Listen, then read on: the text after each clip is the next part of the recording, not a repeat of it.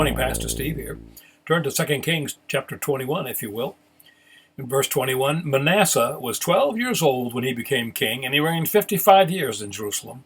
His mother's name was Hephzibah. He did evil in the sight of the Lord, according to the abominations of the nations whom the Lord had cast out before the children of Israel.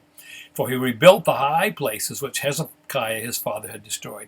He raised up altars for Baal, made a wooden image, as Ahab king of Israel had done it, and he worshipped all the host of heaven and served them.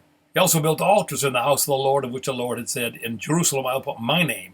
He built altars for all the hosts of heaven in the two courts of the house of the Lord.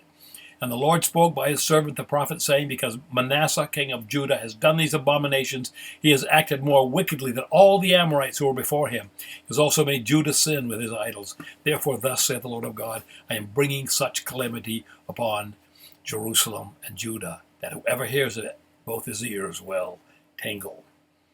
I'm going to dwell on what occurred in his life when the writer says in verse 17, of the rest of the acts of Manasseh, all that he did and the sin he committed, are they not written in the book of the Chronicles for the kings of Judah? But first, a bit of history. Remember in 2 Kings that King Hezekiah, this dude's daddy, was a pretty upright king. And the Lord spoke to Manasseh and to his people, but they would not pay attention.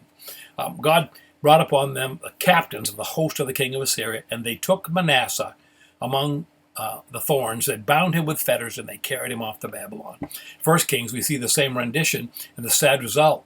If King Hezekiah's desire to live 15 more years, and God allowed it, but during this time, when this boy was spawned during that time and led in Israel into a debased worship and far from God. Talk about a man who was too far gone for God to redeem, right? But 2 Chronicles 33, 12 and 13.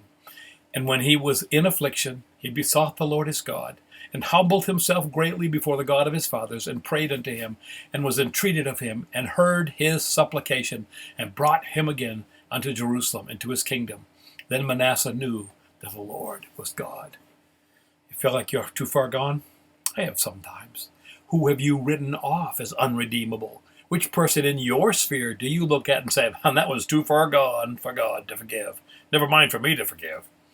As you pray, I invite you to pray for that person, the least likely to come to God. You don't have to do anything right now unless God lays it on you, but pray. And as you pray, remember Manasseh, who was also too far gone. Now you ponder that, Pastor Steve.